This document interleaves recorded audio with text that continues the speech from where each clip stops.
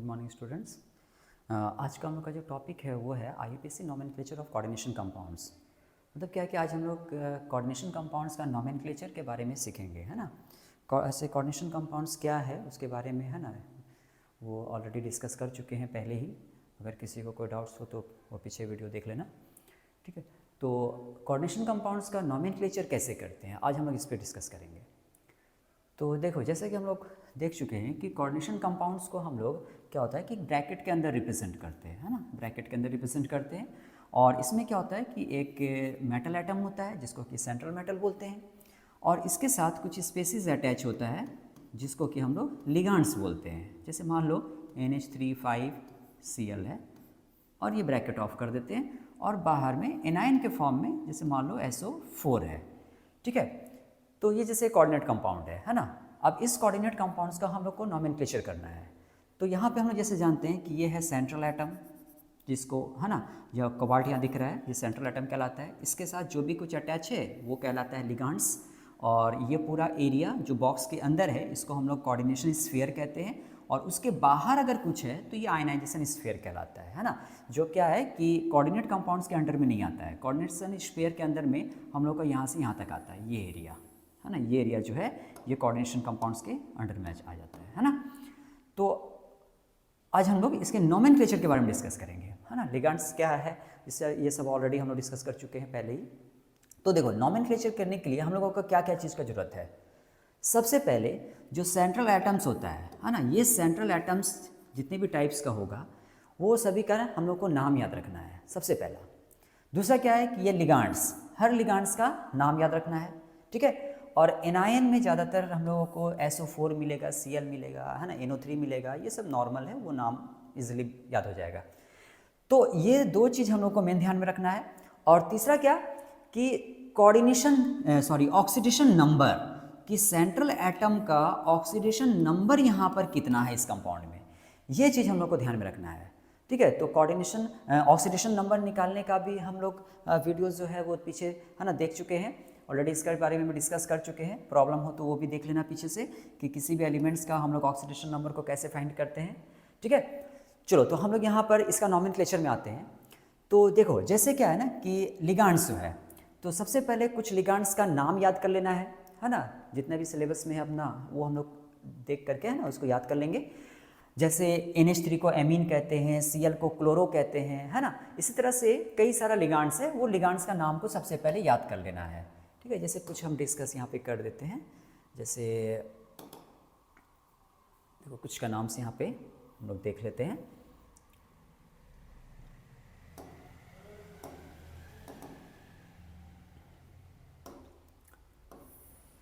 देखो, जैसे कि, ठीक है, ये लिगांड्स का नेम है Br, है ना, इसको कहते हैं ब्रोमो।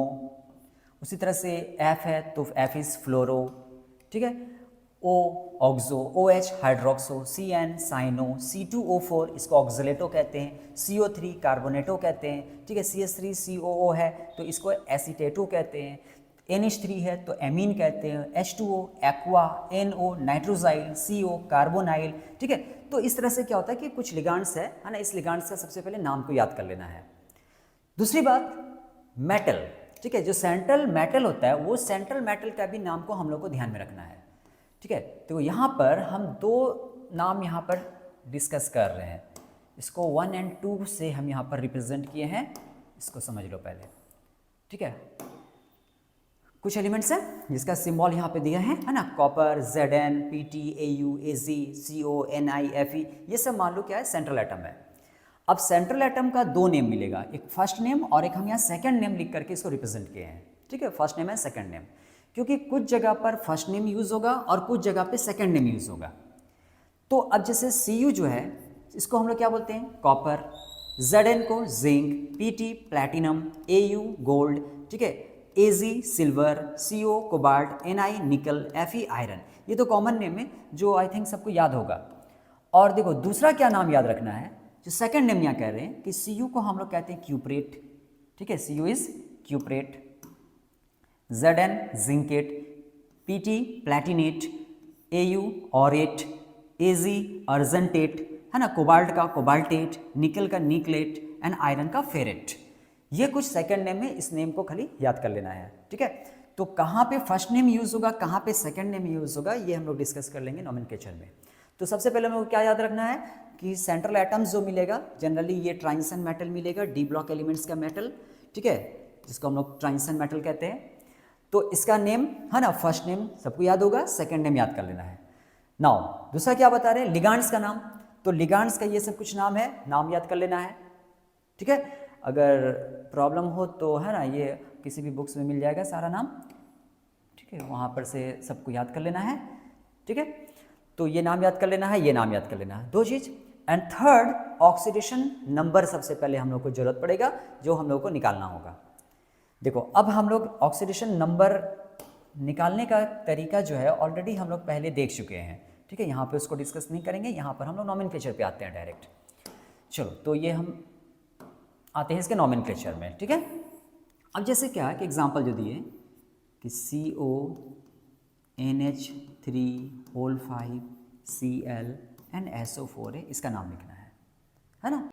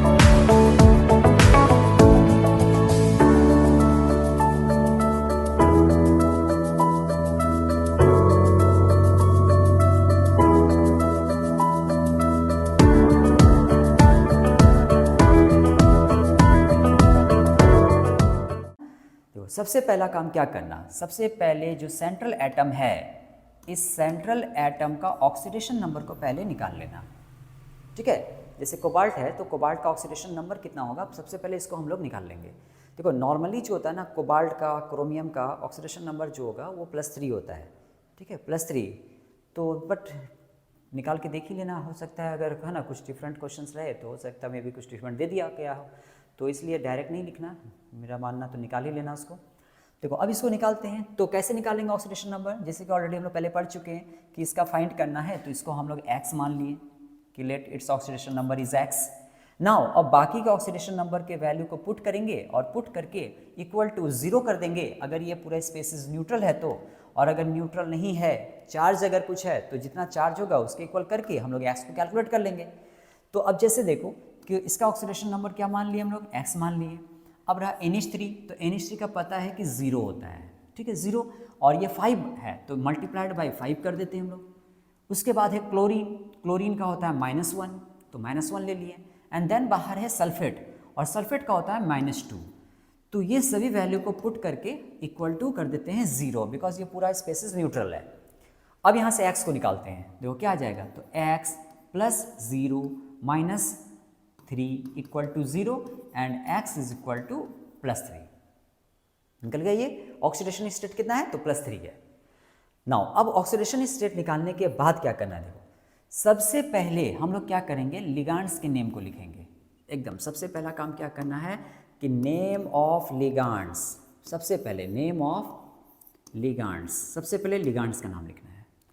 अगर एक से ज़्यादा लिगांड्स है तो अल्फ़ाबेटिकली जो पहले आता है उसको पहले लिखना, ठीक है। नेम ऑफ लिगांड्स, अब यहाँ पे जैसे देखो लिगांड्स क्या क्या है, तो एमीन है, कितना है, तो 5 है। क्लोरीन है तो कितना है, ये 1 है। तो अल्फ़ाबेटिकली एमीन और क्लोरो में से जो पहले आता है पहले उसको लिख देना है। तो सबसे पहले तो एमीन आएगा, और एमीन है कितना, तो 5 है। तो 5 के लिए हम लोग क्या यूज़ करेंगे, पेंटा, सीधा penta and then amine, penta amine. उसके बाद कौन है, तो क्लोरीन है, जिसको हम लोग क्लोरो कहते हैं, इसका नाम क्लोरो है, या फिर क्लोरिडो भी यूज होता है इसमें, क्लोरो या क्लोरिडो दोनों में से कुछ भी लिख सकते हैं। तो पेंटा एमीन क्लोरो हो गया। Name of ligands complete. अब लिगांड्स का नेम लिखने के बाद क्या करना है, नेम ऑफ सेंट्रल एटम लिखना है। Name of central atom, central atom का नाम लिखना है। अब देखो यहाँ सेंट्रल एटम कौन है, कोबाल्ट। अब याद करो दो नाम बताए थे, first name and second name, ठीक है। यहाँ पे हम लोग दो नेम इसका डिस्कस किए थे, ठीक है, first name and second name. तो कोबाल्ट का है ना, फर्स्ट नेम क्या है, तो कोबाल्ट है, सेकेंड नेम डिस्कस किए थे वो था कोबाल्टेट। अब हम लोग यूज़ कौन सा करेंगे, मेन यहाँ पे ये ध्यान में रखना है। तो देखो इसको कैसे यूज़ करेंगे, ये बहुत सिंपल है जानना। सिंपली देख लेना सबसे पहले कि ये जो स्पेसीज है ना, जिस कोऑर्डिनेशन कंपाउंड्स का हम लोग नाम लिख रहे हैं, ये कोऑर्डिनेशन जो स्फीयर है ये न्यूट्रल है, केटायन है या एनायन है, न्यूट्रल है, केटायन है या एनायन है, ये देख लेना है, ठीक है। अगर ये न्यूट्रल है या केटायन है तो उसका फर्स्ट नेम यूज़ करना। अगर न्यूट्रल है या केटायन है तो फर्स्ट नेम, और अगर ये एनायन है देन सेकेंड नेम, ठीक है। ये चीज़ पे ध्यान रखना, अगर एनायन है तो सेकेंड नेम और केटायन या न्यूट्रल है तो फर्स्ट नेम। तो जैसा कि यहाँ दिख रहा है कि ये स्पेसिस जो है, ये स्फीयर जो है ये केटायन है, बिकॉज ये क्या है, ये केटायन है और इसके साथ में ये एनायन अटैच है, ठीक है। तो याद समझना बहुत आसान है, अगर ये पहले है इसके बाद में कुछ है तो ऑब्वियसली केटायन होगा, ये एनायन होगा। और अगर इससे पहले कुछ होता ना, कोई मेटल अगर यहाँ होता तो वो केटायन हो जाता, ये एनायन हो जाता। और अगर मान लो यहाँ भी कुछ नहीं है, इधर भी कुछ नहीं है और इस पर कोई चार्ज नहीं है, देन इट इज़ न्यूट्रल, फिर वो कोई प्रॉब्लम ही नहीं है, फिर वो न्यूट्रल है। और अगर कोई चार्ज होता तो वहाँ मेंशन रहता है कि यहाँ मेंशन रहता है 2+, 3+ या 3-, तो उस समय देख के समझ में आ जाता है कि ये केटायन है या एनायन है, ठीक है। तो इस चीज़ को सबसे पहले माइंड पे सेट रखना है ना, कि ये केटायन है या एनायन है या न्यूट्रल है। तो हम लोग को यहाँ दिख रहा है साफ साफ कि ये पहले है और उसके बाद सल्फेट अटैच है, इट मीन्स ये केटायन कॉम्प्लेक्स है। तो अगर केटायन कॉम्प्लेक्स है तो हम लोग क्या करेंगे, उसका फर्स्ट नेम को लिखेंगे। तो CO का फर्स्ट नेम क्या है, तो CO का फर्स्ट नेम इज कोबाल्ट, तो हम लोग यहाँ पर यूज करेंगे कोबाल्ट, सिंपली क्या लिख देंगे, कोबाल्ट लिख देंगे, ठीक है। तो नेम ऑफ सेंट्रल एटम हो गया। सेंट्रल एटम का नेम लिखने के बाद क्या करना है, हम लोग जो उसका ऑक्सीडेशन नंबर निकालें, उस ऑक्सीडेशन नंबर को ब्रैकेट में रोमन लेटर में शो कर देना है सेंट्रल एटम के साथ में ही, ठीक है, कि कोबाल्ट और ऑक्सीडेशन स्टेट कितना है उसका, तो 3 है। हो गया ये काम। तो हम लोग क्या किए, देखो सबसे पहले नेम ऑफ लिगांड्स लिखें। यहाँ पे 2 तरह का लिगांड्स था, एमीन था, क्लोरो था। अल्फाबेटिकली पहले एमीन आता है तो हम लोग पहले लिख दिए पेंटा, फिर एमीन हो गया, और उसके बाद क्लोरीन था तो क्लोरो लिख दिए, या क्लोरेटो यूज कर सकते हैं। उसके बाद क्या किए, नेम ऑफ सेंट्रल एटम लिखें, तो सेंट्रल एटम कौन है, तो कोबाल्ट है, तो हम लोग कोबाल्ट लिखें और साथ में उसका ऑक्सीडेशन स्टेट को शो कर दिया, ठीक है। और कोबाल्ट क्यों लिखे, क्योंकि ये एक केटायन कॉम्प्लेक्स है, और केटायन कॉम्प्लेक्स अगर है तो याद रखना ये फर्स्ट नेम यूज करेंगे, और अगर एनायन कॉम्प्लेक्स है देन सेकेंड नेम। नाउ ये लिखने के बाद अब क्या करना है कि अगर बाहर कोई आयंस प्रेजेंट है, आयनाइजेशन स्फीयर है, तो उसका नाम लिखना है, अदरवाइज इसका नाम कंप्लीट हो जाएगा। तो यहाँ पे जैसे दिख रहा है कि SO4 बाहर में है, तो SO4 को हम लोग क्या बोलते हैं, सल्फेट, तो पीछे हम लोग क्या लगा देंगे, सल्फेट लगा देंगे। हो गया इसका नाम। तो क्या नाम हो गया इसका, पेंटा एमीन क्लोरो कोबाल्ट 3 सल्फेट। ये हुआ IUPAC nomenclature of this coordination compound, ठीक है।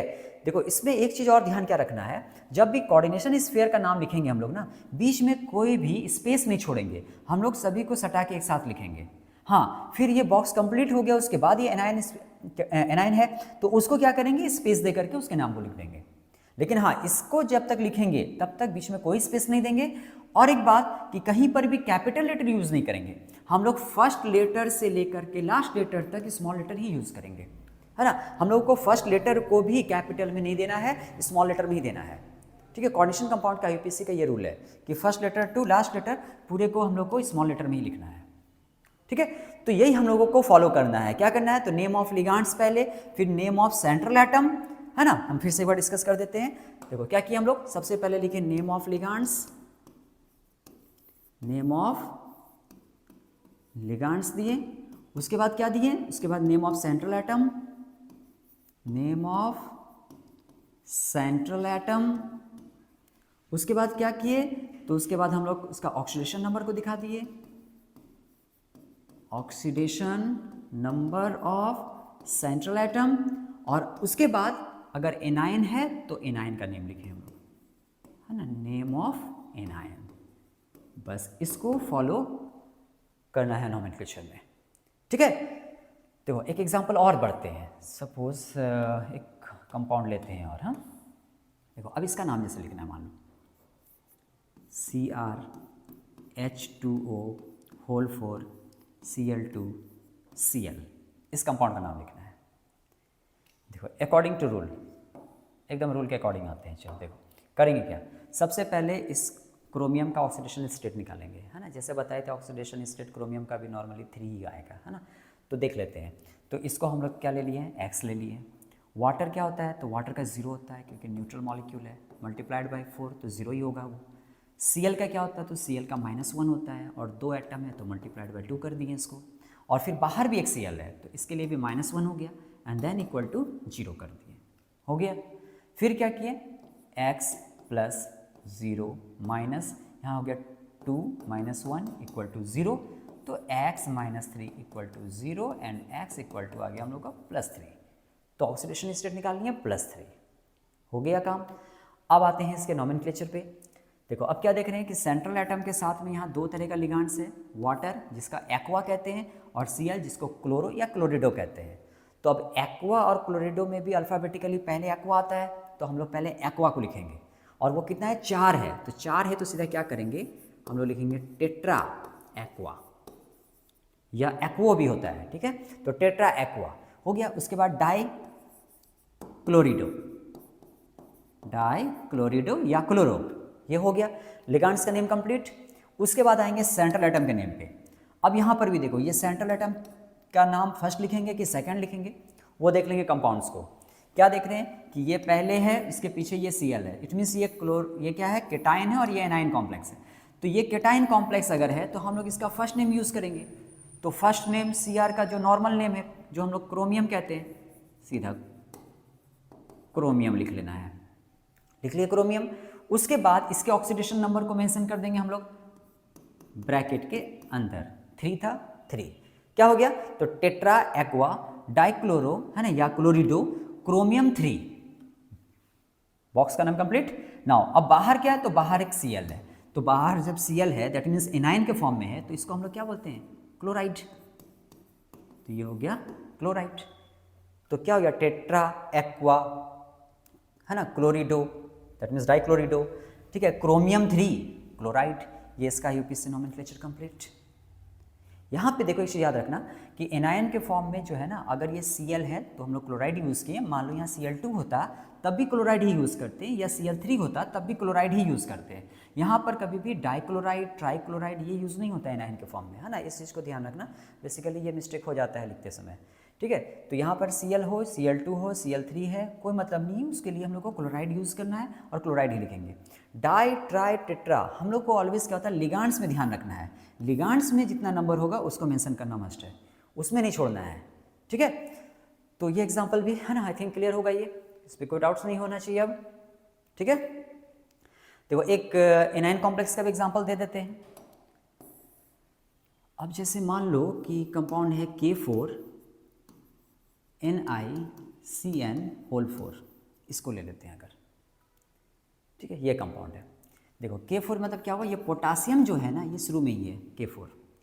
देखो अब यहाँ पर क्या है, तो सेंट्रल एटम कौन है, तो निकल है। हम लोग पहले इसका ऑक्सीडेशन स्टेट निकाल लेते हैं। तो पोटासियम का ऑक्सीडेशन नंबर होता है +1 मल्टीप्लाइड बाई 4 कर दिए, बिकॉज ये 4 एटम है। उसके बाद निकल को क्या ले लेंगे, फाइंड करना है, हम लोग x मान लेंगे, x हो गया। उसका Cn का कितना होता है, तो इसका -1 होता है, मल्टीप्लाइड बाई 4 करेंगे, बिकॉज ये 4 मॉलिक्यूल्स है, एंड देन इक्वल टू क्या कर दिए, 0 कर दिए।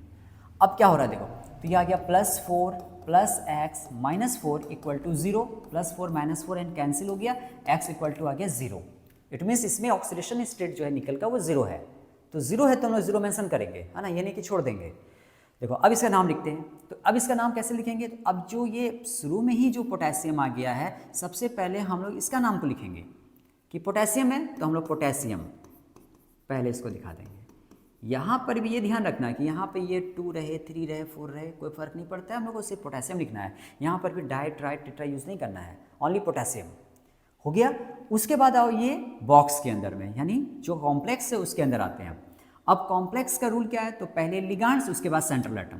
तो लिगांड्स कौन है? तो लिगांड्स है CN, जिसको हम लोग साइनो बोलते हैं। और कितना है? तो 4 है। तो 4 है तो हम लोग क्या लिखेंगे? सीधा 4 के लिए टेट्रा और CN के लिए साइनो, टेट्रा साइनो हो गया। ठीक है, लिखने के बाद अब आएंगे किसमें? सेंट्रल एटम में। सेंट्रल एटम कौन है? निकल है। अब देखो इसका 2 नाम था, है ना, एक निकल और एक निकलेट। अब निकल और निकलेट में यूज़ क्या करेंगे हम लोग?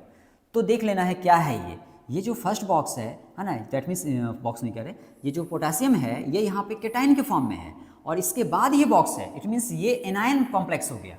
अब जब ये एनायन कॉम्प्लेक्स हो गया ना, तो हम लोग यहाँ पर निकल का सेकंड वाला नेम यूज़ करेंगे।